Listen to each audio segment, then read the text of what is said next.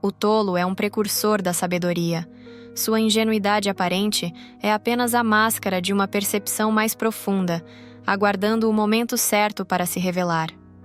Carl Jung. A habilidade de liderar e influenciar pessoas tem intrigado filósofos ao longo dos séculos. Algumas teorias destacam o uso de poder ou sabedoria como ferramentas para atingir esse objetivo. No entanto, Arthur Schopenhauer apresentou uma abordagem inusitada: a arte de se fazer de tolo. Embora possa parecer paradoxal à primeira vista, Schopenhauer acreditava que essa estratégia não apenas protegia a reputação de quem a adotava, mas também atraía respeito e admiração. Qual é a essência dessa ideia e como ela se conecta à nossa vida cotidiana? Agora, pense em como você reagiria se alguém dissesse: "Você é um tolo". A resposta a essa provocação varia de pessoa para pessoa, mas uma coisa é certa: sua reação revela aspectos profundos da sua personalidade. É aqui que encontramos um ponto de interseção com o pensamento de Carl Jung.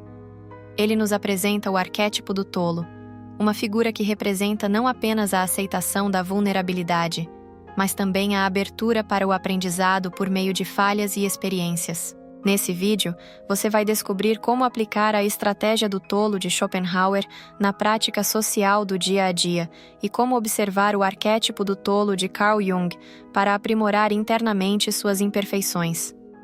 Veremos o que ambos os conceitos têm em comum. Um marco na vida de Schopenhauer foi uma carta que recebeu de sua mãe aos 19 anos. Nela, ela criticava sua tendência a querer provar constantemente que era mais inteligente do que os outros. Apesar de reconhecer seu brilhantismo, ela apontou que essa necessidade de corrigir e melhorar tudo ao seu redor diminuía o valor de suas qualidades positivas. Esse feedback moldou sua visão sobre as relações humanas, levando-o a perceber a importância de conter o orgulho intelectual. O arquétipo do tolo, segundo Jung, é mais do que um rótulo ou uma figura caricata. É um modelo psicológico que nos ajuda a compreender padrões universais de comportamento. Assim como Schopenhauer via na arte de se fazer de tolo uma estratégia para lidar com o ego e evitar conflitos, Jung utiliza o tolo como símbolo de transformação e crescimento. Você pode se perguntar: por que devo me importar com esse arquétipo? A resposta está na clareza que ele traz. Entender esses modelos permite que você decodifique as razões profundas por trás de seus pensamentos e ações, transformando comportamentos reativos em escolhas conscientes. O tolo, segundo Carl Jung, não é um arquétipo de uma pessoa ou uma figura isolada. Ele representa um padrão psicológico universal, um padrão social, uma maneira específica de agir ou reagir que todos nós podemos manifestar em diferentes momentos. Sempre que alguém, você, eu ou qualquer outra pessoa, age de acordo com esse padrão, dizemos que está sendo influenciado pelo arquétipo do tolo. Mas por que esse modelo psicológico recebe o nome de tolo? Na sociedade, o tolo, ou idiota, é muitas vezes visto como alguém sem inteligência ou discernimento, uma pessoa que faz escolhas aparentemente sem sentido. Porém, o que está por trás dessas ações rotuladas como tolices? Em muitos casos, essas escolhas refletem um desejo profundo de evitar algo negativo ou desconfortável. Para o indivíduo, a decisão pode até parecer sensata, mesmo que aos olhos dos outros pareça irracional. Para Schopenhauer, a estratégia de se fazer de tolo não era uma fraqueza, mas uma tática poderosa. Para ele, a modéstia aparente era a chave para evitar conflitos e preservar relacionamentos, já que usar a inteligência para corrigir ou dominar os outros muitas vezes gerava inveja e ressentimento. Schopenhauer compreendia que, ao ocultar suas capacidades, você criava um elemento de surpresa, algo que poderia ser usado de forma estratégica quando necessário. Essa visão encontra sentido no ensinamento de Sun Tzu em A Arte da Guerra. Toda guerra se baseia na dissimulação. Quando estivermos prontos para atacar, devemos parecer incapazes. No dia a dia, essa ideia se reflete em momentos de interação pessoal, como conversas profundas, desafios interpessoais ou situações que exigem autocontrole. Aqueles que falam pouco, mas observam atentamente, frequentemente têm um desempenho surpreendente no momento certo, deixando uma impressão duradoura. Os estudos de Jung ressoam com uma sabedoria universal. O inconsciente é a fonte das nossas verdades mais profundas, e o silêncio é o espaço onde podemos ouvi-lo. Para Arthur Schopenhauer, a verdadeira sabedoria está na habilidade de saber quando se expressar, equilibrando serenidade e foco no que realmente importa. Ele compartilhava da visão de Confúcio, que afirmava: os que sabem, não falam. Os que falam, não sabem. Saber quando falar e quando ouvir é uma habilidade essencial, defendida com convicção por Schopenhauer. Ele observava que, em qualquer ambiente, as pessoas podem ser divididas em duas categorias: aquelas que falam demais e as que preferem observar. Quem fala em excesso, exceto em posições de autoridade, muitas vezes é levado menos a sério. Para Schopenhauer, o segredo não era fingir ignorância, mas demonstrar humildade ao criar a impressão de que você não sabe tudo. Isso permite processar informações e, no momento certo, revelar sua verdadeira perspicácia. Quando alguém é rotulado como tolo, seja pelos outros ou por si mesmo, duas reações comuns surgem. Primeiro, um desejo intenso de provar que é inteligente e capaz, desafiando a imagem de tolice. Segundo, esse desejo frequentemente se manifesta como raiva. A raiva, nesse contexto, funciona como um mecanismo de defesa, uma tentativa de proteger a si mesmo e recuperar o controle da situação. Mas será que esse comportamento funciona? A resposta, na maioria das vezes, é não. Essa reação pode, na verdade, agravar a situação. A raiva é uma solução temporária que não resolve a verdadeira questão interna: o medo de ser visto como tolo. Esse medo está intimamente ligado à ferida da rejeição, que mantém a pessoa presa em um ciclo de insegurança. A necessidade de provar algo aos outros, alimentada pela sensação de não pertencimento, consome sua energia e impede seu crescimento. Uma lição valiosa de Schopenhauer é a arte de guiar os outros de forma sutil, permitindo que acreditem que as ideias são deles. Para ele, essa abordagem era uma demonstração de respeito e compaixão. Em suas palavras, é mais sábio parecer ignorante para preservar a dignidade alheia. Quando agimos com consideração pelas pessoas ao nosso redor, sejam pais, professores, autoridades, influenciamos de forma mais eficaz ao plantar ideias de maneira discreta, em vez de impor nossa visão. Essa postura evita conflitos desnecessários e fortalece um ambiente de respeito mútuo. Esse ciclo pode levar a dois resultados principais. A pessoa pode se sentir envergonhada, desenvolver baixa autoestima e evitar situações semelhantes no futuro.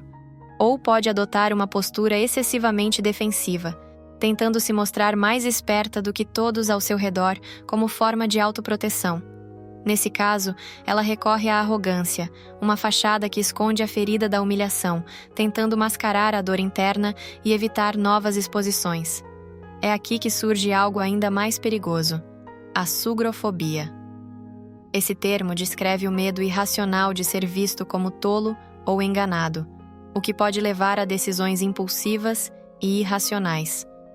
Quando alguém está preso a esse padrão, suas ações começam a girar em torno desse medo, criando um ciclo autodestrutivo. Em vez de refletir sobre si mesmo e buscar compreensão interna, essa pessoa reforça comportamentos prejudiciais, sempre tentando provar algo aos outros. Pessoas guiadas pelo medo de estarem erradas ou de serem mal vistas frequentemente desenvolvem uma necessidade de controle ilusório sobre suas vidas. Essa mentalidade surge porque estão mais preocupadas com a opinião dos outros do que com suas próprias motivações e comportamentos. Assim, suas ações deixam de ser autênticas e passam a ser moldadas pelo medo do julgamento alheio, em vez de refletirem um entendimento claro de si mesmas. Às vezes, em um ambiente familiar ou de amizade, somos chamados a dar espaço para o outro, sem se impor ou querer sempre estar no centro das atenções.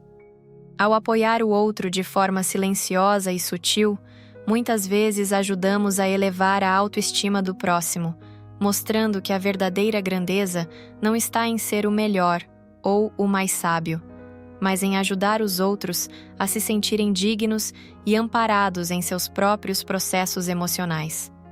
Esse tipo de gesto tem um poder imenso na cura das feridas emocionais e no fortalecimento dos laços humanos, demonstrando que a compaixão e a empatia são os caminhos para um respeito mútuo e crescimento coletivo. Contudo, quando a necessidade de provar algo aos outros toma conta, o equilíbrio é perdido. A raiva, por exemplo, muitas vezes surge como um mecanismo de defesa, tentando proteger o ego ferido e recuperar o controle. No entanto, essa reação é apenas uma proteção temporária. Internamente, ela alimenta um medo profundo de ser novamente rotulado como tolo. Esse medo cria um estado constante de alerta, onde a pessoa está sempre na defensiva para evitar que a situação se repita.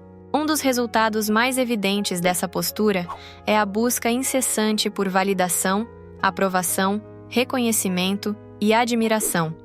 Essa busca é, na verdade, uma tentativa de compensar um medo interno, na esperança de construir uma imagem que os outros aceitem.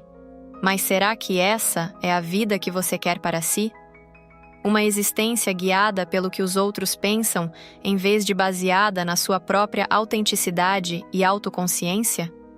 Embora todos gostem de ser reconhecidos, Schopenhauer alertava que, antes de buscar o sucesso, é mais sábio manter um perfil discreto. Para ele, o desejo de exibir conquistas é um reflexo de insegurança. A verdadeira admiração, segundo ele, surge quando você atinge algo sem fazer alarde. Escolher perder para permitir que o outro experimente o triunfo, no entanto, é um exemplo poderoso de humildade. Esse ato não apenas fortalece laços, mas também promove dignidade. No ambiente social, essa abordagem é igualmente essencial. Em vez de corrigir constantemente familiares, colegas ou chefes, Schopenhauer sugeria jogar de tolo para preservar a harmonia. Ele acreditava que essa estratégia permitia encobrir os defeitos alheios e fortalecer as relações de maneira eficaz. Esse pensamento se conecta diretamente com a filosofia de Sócrates, que afirmou: "Eu só sei que nada sei." Sócrates utilizava a ironia socrática, fingindo ignorância para instigar reflexões mais profundas nos outros. Essa postura de aparente humildade o consagrou como um dos maiores pensadores da história. Schopenhauer enfatizava que a arrogância raramente inspira admiração genuína. Ele acreditava que minimizar as próprias conquistas é o que torna uma pessoa verdadeiramente respeitável. Esse princípio se alinha à famosa citação de Sêneca: "A verdadeira grandeza está em não fazer alarde de suas conquistas." Ao escolher agir com humildade e respeito, você se posiciona como alguém digno de admiração, conquistando não apenas vitórias, mas também corações. Agora, reflita por um momento. Você acredita que sua felicidade está nas mãos de outras pessoas? Permite que sejam elas a decidir quando você se sente feliz ou triste? Não seria melhor assumir o controle sobre sua própria vida?